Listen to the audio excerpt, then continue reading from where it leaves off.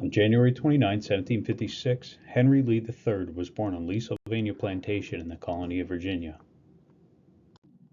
Situated near the tobacco port of Dumfries, Virginia, it was an ideal location for the export of tobacco, corn, wheat, and fish. The near 2,000-acre plantation ran along both banks of the Potomac River in Virginia and Maryland and yielded the Lee family a respectable fortune. From 1770 to 1773, Lee attended the College of New Jersey, which would later become Princeton University. He had planned to study law in England after graduation, but with war looming, he chose to focus on a military career. Lee was commissioned a captain of a company of light dragoons in Virginia in 1776 and mustered into the Continental Army in 1777.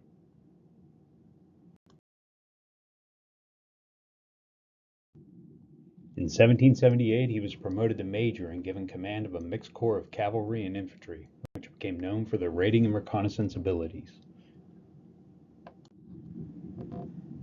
Lee was described as a cunning officer who had a skill for conducting guerrilla-style raids, scouting missions, and deceiving the enemy. He became known as Light Horse Harry Lee.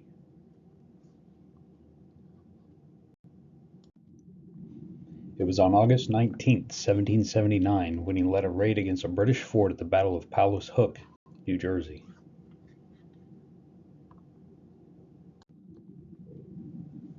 The attack resulted in the death of 50 Loyalists, the capture of 158 Loyalists, and the death of 2 Americans. Despite the success, some of his fellow officers saw that he was court-martialed, which was met with disapproval by George Washington. Lee was acquitted of all accounts and was then summoned by the Continental Congress and awarded with a Congressional Gold Brevet, an honor given to no other officer below the rank of general, with Lee being one of 7 ever having received the award. Lee's command style was generally liked by his men, but often met with disapproval by his fellow officers. He was a harsh disciplinarian. In one case, he had a deserter beheaded and ordered the head displayed in camp as a warning to his men. While Washington approved of the execution of deserters, he did not approve of beheading them. Though he advised Lee against the practice, he did not censor him.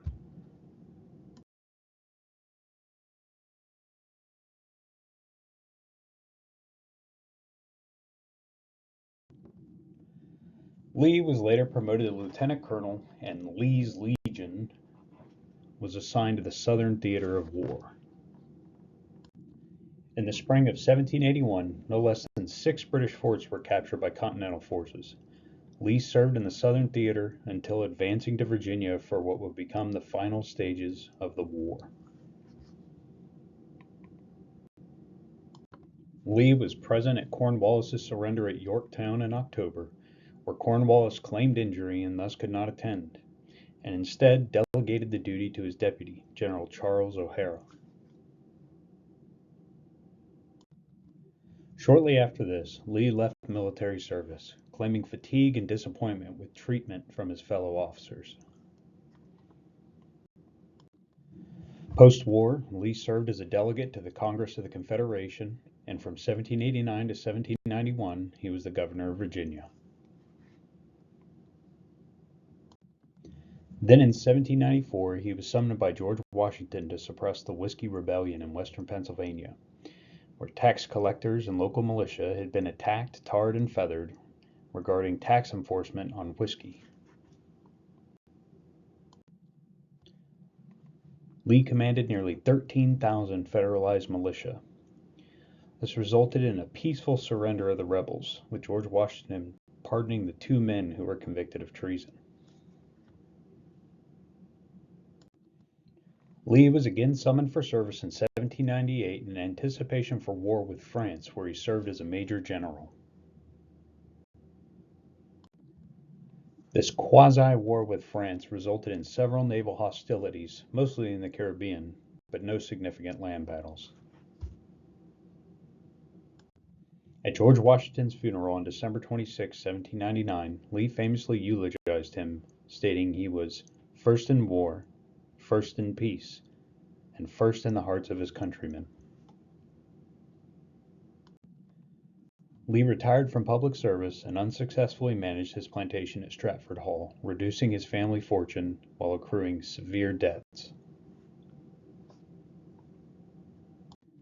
In 1808, he requested a recommission or appointment from James Madison, then Secretary of State, for an overseas appointment, presumably to escape his debts, but Madison never answered him.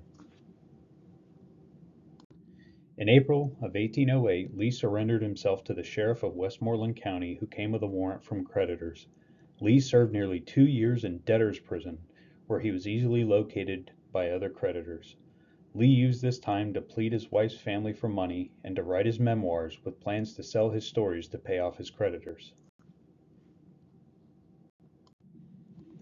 In March of 1810, at 55 years of age, Lee agreed in court to surrender nearly 2,000 acres of his land that ranged from the Caribbean to the Allegheny Mountains, along with his remaining interest in Stratford.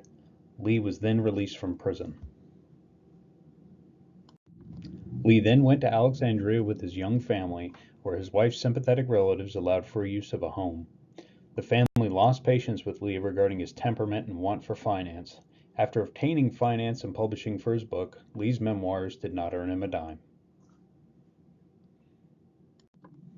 A staunch Federalist, Lee traveled to Baltimore following the announcement of President Madison's declaration of war against Great Britain on June 18, 1812. He arrived to support a Federalist newspaper editor whose anti-war rhetoric flamed public sentiment. Rioters attacked the offices, destroying the printing press and burning the building. The mob threw bricks and forced Lee and other Federalists to seek refuge in a jailhouse. The rioters eventually broke into the jail and dragged the men into the street, where they were beaten, stripped, tarred, and feathered. Lee was also stabbed, and one rioter attempted to cut off his nose while another poured hot wax into his eye. Lee was carried away, but was left mentally and physically crippled. His own children were reportedly frightened by his disfigured face and condition. With impaired sight, a scarred face, a crippled body, crushing debt, and the weight of a family that he could not support, Lee fled the country. Anxious as I am for the happiness of my country, it is not in my power to aid it, he wrote just before sailing for the Caribbean in April of 1813.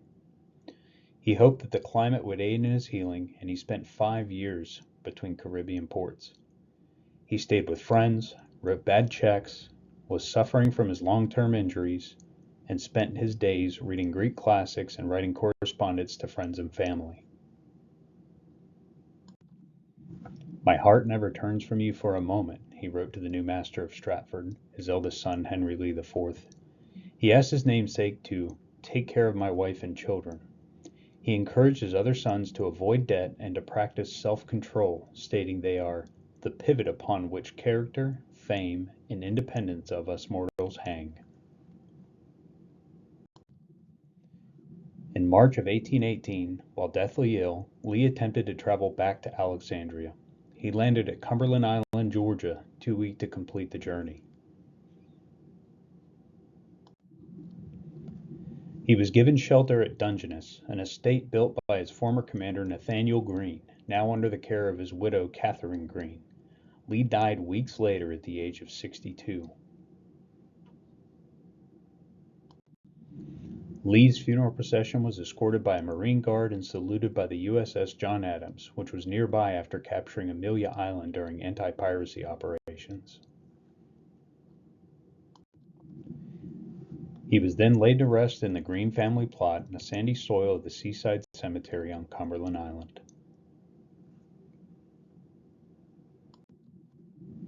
44 years later, in early 1862, Lee's grave received a visitor from Virginia, a Confederate general by the name of Robert E. Lee, who took time to visit his father's grave while assuring conditions at nearby Fort Pulaski. In 1913, Light Horse Harry Lee's remains were relocated to the Lee family crypt, where he rests to this day at University Chapel in Lexington, Virginia.